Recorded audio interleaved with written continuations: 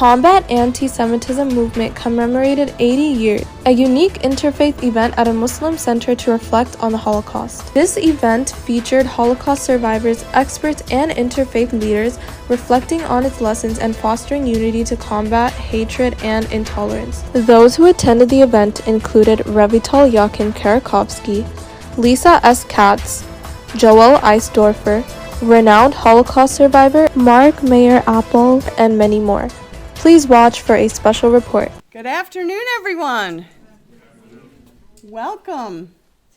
So I'm Lisa Katz. I'm the Chief Government Affairs Officer of the Combat Antisemitism movement, and I wanted to welcome you all here today. Before we begin our program honoring International Holocaust Remembrance Day, which was the 80th anniversary of the liberation of Auschwitz this year, I just wanted to thank Mark's Home Care and Queen's Social Adult Daycare, Mafuzal Haig, the president and CEO, for having us here today, as well as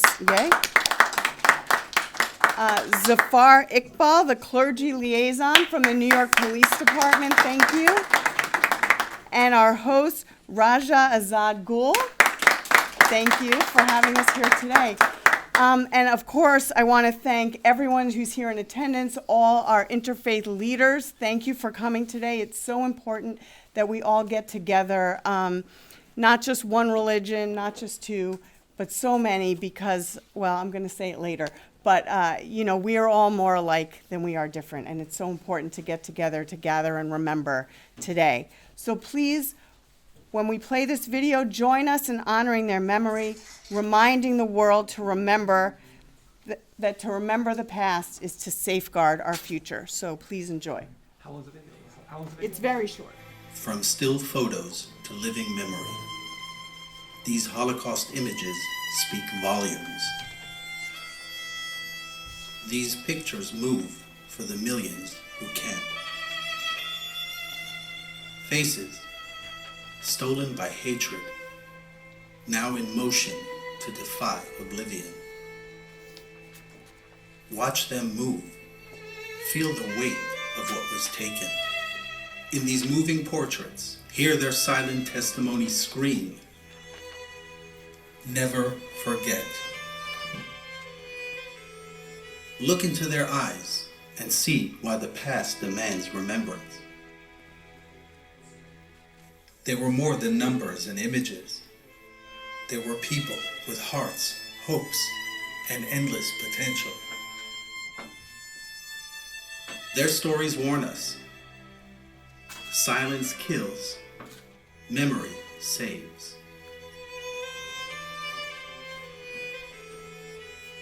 We remember the victims not only for their sake, but for our own. We must reckon with the past to safeguard our future. Let us remember, for we are all witnesses.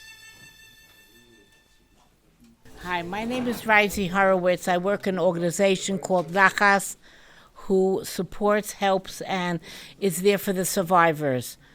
I just want to tell you one thing. I had a man walk into my office, and he said he had 10 children, and they're all dead. And he asked me, could you write down the names? And I'm writing everybody's name. He couldn't remember the last one. And I said, you know what? You'll go out, you'll come back, it'll come to you. And he's crying. He says, if I don't remember, then that child never existed. That's how, and after a half hour, he came back hysterically crying, saying the name Maisha. It was little Maisha, my baby. Now, we have somebody here who helps us never to forget. It's a privilege to know her. It's been my honor to take her, and people are so misbought from her.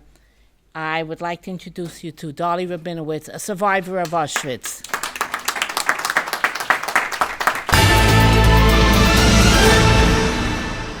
I was saying that I would like to say, first of all, a few words about the dedicated police department of New York City, who is keeping their dedication keeps the population of New York, Brooklyn, and other areas safe from lots of harms. They are on the streets, on the subway, dedicating their life to keep the population of New York safe. And I want to say, God bless the police department and to continue doing the dedicated work to keep us safe. Now a few words about a Holocaust survivors. Looking at the film, it breaks my heart to see those children.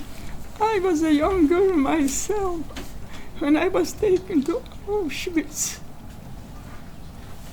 with my parents, sisters and brothers. Both of my parents were killed in the crematoriums and their bodies burned. My sisters with small children, the same. It is very emotional to talk about the horrors, the anti-Semitism that we Jews went through during Nazi Germany. I keep praying that the good Lord should save all of us human beings from the atrocities that I went through as a young girl. I will make it very brief. I was the last one with another thousands of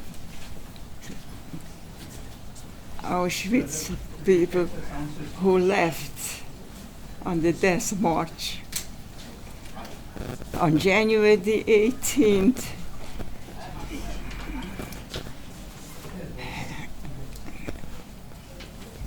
as I believe it was the American army approaching Auschwitz, they still had time to take the remaining prisoners of Auschwitz. It was January the 18th, bitter cold weather, in a cotton dress, wooden clocks, a very light blanket.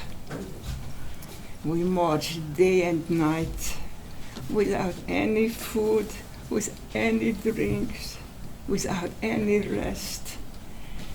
Any one of us who could not continue walking and wanted to sit down to rest were shot immediately. The gutters of the road was full with young women bodies. It is undescribable. There came the time when I said to my sisters also, I have to sit down and rest. They knew what's going to happen to me. They held me up and dragged me the rest of the way. When we arrived to a camp called Ravensbrück, we just collapsed in the open yard on the wet floor and fell asleep. When I woke up early in the morning, there were dead bodies all around me. How do you survive that?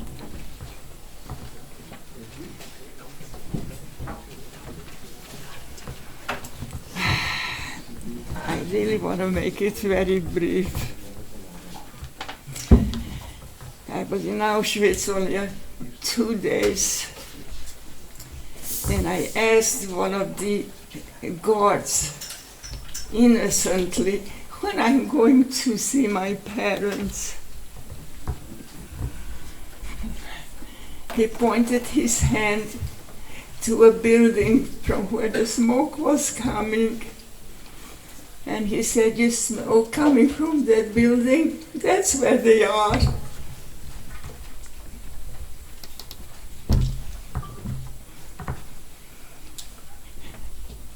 How do you survive it?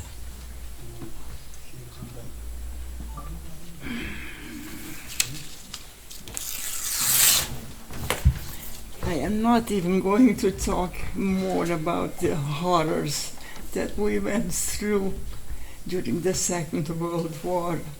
I am only hoping that the United States of America, the UN, The Hague, should have some sympathy and not criticize Israel for defending their own people. It was the Hamas who sneaked into Israel from the Gaza,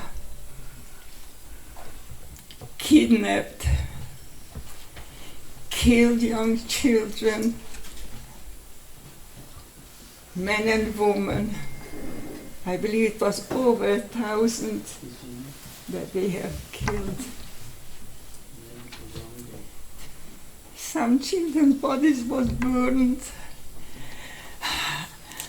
I feel the pain because I went through it myself, and I'm really asking and praying to Hashem that it should never ever happen again. And please, don't blame Israel for self-defense. Hate is poison. Peace is gold. Let us choose the right thing.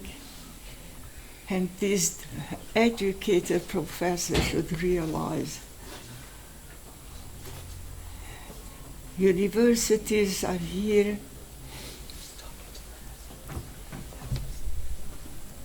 to learn and to study human rights,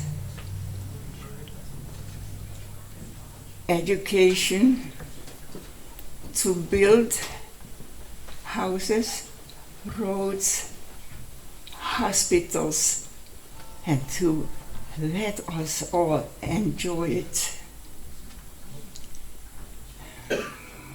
I'm going to say the last word, really. God bless America and all of us human beings. We deserve to live in peace.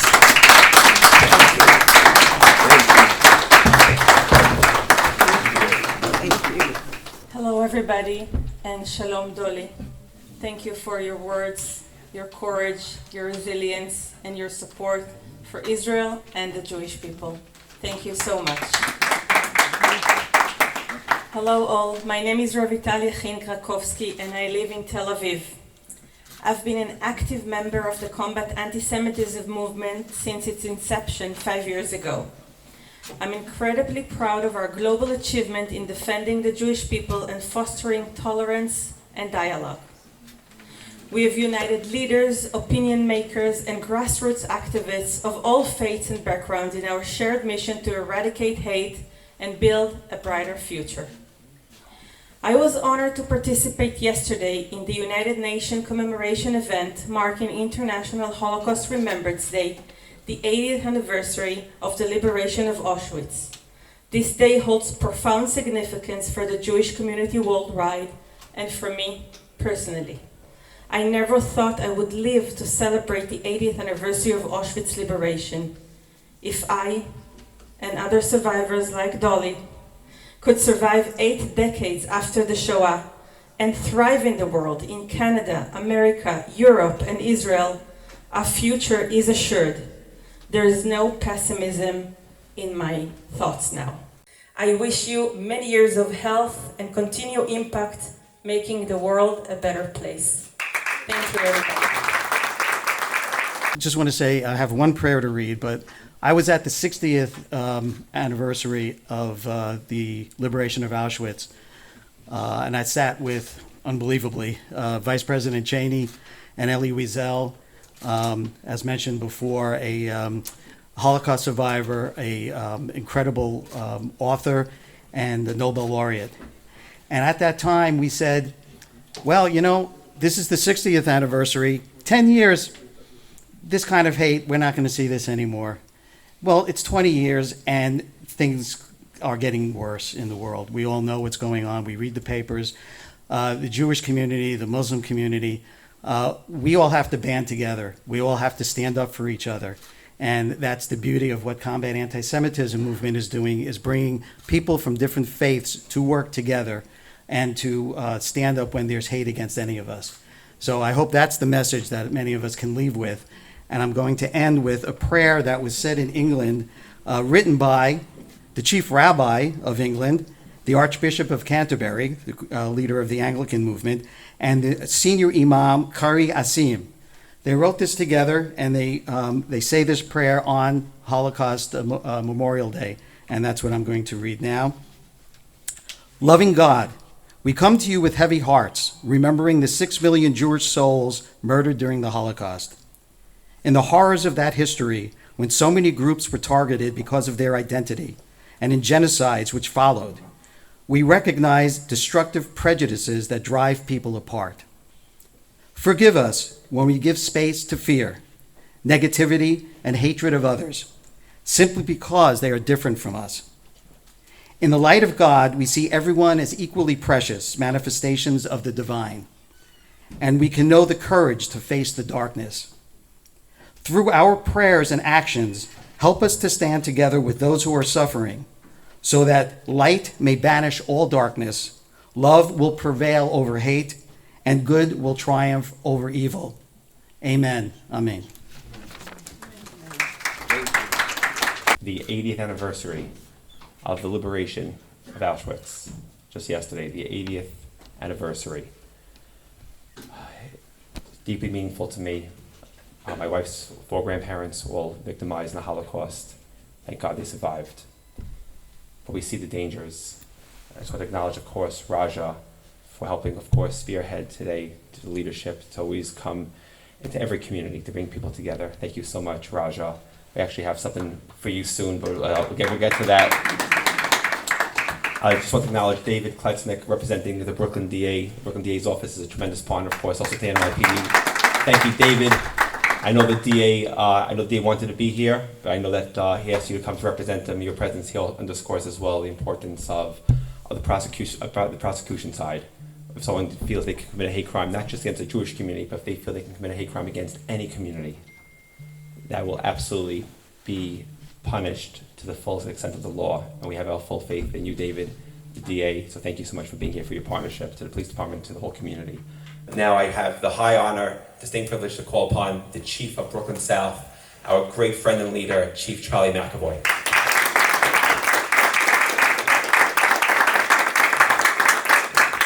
Good afternoon, all, and thank you, Chief Taylor. Before I start, I just want to acknowledge and thank you, ma'am. Thank you for your inspirational story. Your courage and strength is unparalleled. So thank you, and thank you for being here with us today. I know Chief Taylor acknowledged just about everybody in the room by name, but just a couple that I want to acknowledge who are, everybody in this room is a true community partner, very important to me, and but just a couple in general. Honorary Commissioner Devorah Halberstam, not only are you an inspiration, but you're a true friend as well to me and my family, so thank you. Roger Azad. Roger is the definition of a community partner, so thank you, Roger. And of course, Joe Osdorfer, thank you. And to everybody else, please don't be offended if I don't mention you by name, and I could go around the room, but Chief Taylor already took care of that. So, just a couple of remarks. The Combat Anti-Semitism movement, and all of our friends here for your strong partnership. Thank you, promoting public safety and keeping New York safe. As you all know, the NYPD will always stand shoulder to shoulder with you all, and will never tolerate anti-Semitism, hate crimes, and will never tolerate criminal acts combating against anybody, any group, any religion, or any background. I'd like to acknowledge all the NYPD officers here, all they do, day in and day out. And, you know, as far as the anti-Semitism, you know, as we all know, there is a certain unit within the New York City Police Department, a particular unit, the Hate Crimes Task Force. I know Devorah, you've had plenty of contact with. You know, we all know the commanding officer, Deputy Inspector Gary Marcus. We worked hand in hand with him. They're very dedicated officers, specific training to handle hate crimes. And just over the weekend in Park Slope, there was a hate crime, again, in particular, against a restaurant. I was over there yesterday. I spoke to, well, the owner wasn't there. I spoke to personnel there, and we were on top of it. I conferred with Inspector Gary Marcus regarding it, and that's just one example, but everyone. One is way too many. We take it very seriously, we investigate it, and we work hand in hand, of course, with the Detective Bureau. So thank you. I think this day is very important. I am certainly honored to be here. I'm privileged to be here amongst everybody here, and you know, our great community partners. So thank you all, and enjoy the day. So I want to tell you, my name is Devorah, and I think this is the first time I've ever said this out loud. I'm actually named after my grandmother's sister who was murdered, and her children in the Holocaust. So I feel like I bear witness every single thing that I do in my life. I carry her in my memory, that she should never be forgotten. But of course, you all know that my son was murdered. So we talk about the 6 million people who were murdered, Jews who were murdered in the Holocaust. And when I saw those pictures and I look at the children, I have to say, my son Ari had a name, and his name was Ari. And everybody in this city knows his name, because when you cross the Brooklyn Bridge, you see the Ari Halberstam Memorial Ramp. And from the day he was murdered, I made a vow when I buried him that this world will never forget. I've traveled throughout Europe. I've actually trained law enforcement in other countries of the world talking about the Holocaust. Belgium in particular, I should let you know. So your message is the same message that I have, my dear. The same message. And I remember Elie Wiesel, who would always say to me, you are us. And I am part of all of you. And sadly, we know that hate has not stopped with the 6 million Jews. Collectively, as Mo has said, what we've seen, that a whole government, that a whole country, the brightest, the smartest, stood up and were part of this mass extermination, is something that we will never be able to absorb. But we are lucky.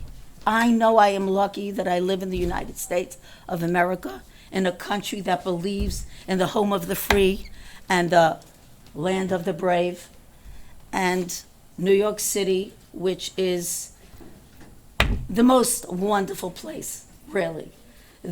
Everybody in this room, all the law enforcement people, they truly are committed to protect everybody's rights. I know that, because from the rank and file to the executives to our chief, who was our borough commander and is our borough commander of the largest Jewish community outside of Israel. And he knows that. And I should let you all know, when October 7th happened, and it was during the holiday, he showed up at my house almost every single day, just to be there, just to talk about it, just to let us know that he is supporting our community. Having said all that, I will also say, as the chair of the NYPD Hate Crimes Review Panel, and reviewing all the hate crimes that come to New York City, not just against Jewish people, not just against Muslim people, the LGBT community, among others, the Asian community. We've seen our share of hate crimes, and you'd be shocked at the numbers. Sadly, the Jewish numbers are through the roof. We can't discuss any of the particular cases, but I will tell you one thing, that our people here are working every single day diligently to do two things: stop hate crimes and to bring those perpetrators to justice, the ones that are committing these crimes. And there is only one way to fight it. I want to finish. I will finish. We have to stand up. We have to not be silent. We have to not be silent. There needs to be a chorus of all people together that have to stand up and to say not only never again, but truly never again. Thank you for listening to me, and I am humbled by this.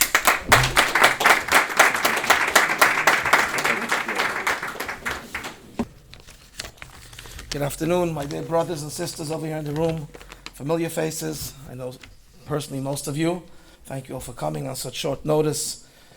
I don't have much to say after hearing Dolly.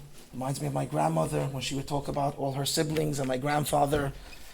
They all lost our family, cousins, uncles, aunts that were left there. But thank God we had a few brave one that came back over here, and they built up generations, thank God, and we can stand here today. But I'm not here to, after such strong words and such great speakers, I just want to say a few words. How meaningful it is to be over here on this day, and how special it is also to stand side by side with our Muslim brothers and sisters, especially Raja for coordinating and helping this team up in this event. And of course I want to thank also our friend Mark Appel, who's always a leader in bringing together the divide that there is and unifying the world. No matter what nationality, wherever you are, you're always there at the front lines of peace. The Holocaust was one of the darkest chapters in human history, where 6 million Jews, along with countless others, lost their lives due to relentless hatred and bigotry. The tragic loss must never be forgotten. As our Commissioner Halberstam said, we got to stand strong, we got to fight. As it reminds us of our shared responsibility to combat anti-Semitism and all forms of hate, wherever they may arise. Let us pledge today, in the spirit of remembrance, to promote dialogue and cooperation within our communities. Together we can create a world where love triumphs over hatred, where differences unite rather than divide. God bless you. Crying over a tragedy that occurred many years ago. When we heard Dolly speak, I had looked around the audience and there wasn't a dry eye. My mother's story, my mother was one of the last people to be freed in Auschwitz. And as the founder of the Bridge Multicultural Project, that's been around for 13 years, people always ask me, how did you get into working with communities, with Raja, with Sister Eisdorfer, with the chief, and with Raja, of course. How did I get involved? My mother told me after the Russians freed Auschwitz, the Americans came in right afterwards to set up the deportation camps. They gave my mother the first plate of soup. My mother weighed 58 pounds. She couldn't even see. And she looked up at the troops. This is included in a video if you go on my website. She looked up at the troops that came over 6,000 miles from America to give my mother a plate of soup. And you know what? They were not all white. They were Muslim troops. They were black troops. They were Indian troops. They were troops from all different colors. And my mother, till the day she died, always told me every day, how can we be living in a world where bigotry exists when we are so united? So again, thank you everybody for coming. But I want to make one more message. You know, Devorah Halberstam spoke so passionately, and she runs the Children's Museum, and there's other activities that are around the city, Nachlas, Health Net. I run the program for diversity 7 days a week, 24 hours a day. Raja called me up and he said, you needed clothing for some Pakistani poor immigrants? Me with my broken back loaded up your truck with clothing. Yes. So let's continue this practice. Let this practice not be on one day, but let it be 365 days a year. God bless you and God bless America. Good evening. Assalamu alaikum. Shalom. I really have nothing to say after what Chief Richie Taylor said. He said everything most of the things that I was going to mention also. Like the commissioner mentioned also is silence. We can't be silent. That's why we're here together, whether it's a crime against one person or the another. We, especially in New York, as one community, as one people, one humankind, come together and protect each other. Richie mentioned some things. There was issues, right? Nearby with the Jewish community, we came right away. We stood with our Jewish community and said, no, not in our neighborhood. Same thing we have happened in the mosque on Avenue R, Coney Island Avenue. The Jewish community stood next to us, said, nope, not in our community. That shows you the beauty about New York City. How we work together, we live together, we are one brother and sister. We cannot stay silent. We cannot let division or 30 seconds of news clips divide us in our community. We need to talk about this. We need to talk about unity. We need to talk about things that we do together, day in, day out. We cannot let people divide us. We cannot, again, let people divide us. Let's stay together. Let's stay united. Pick each other up, and continue to help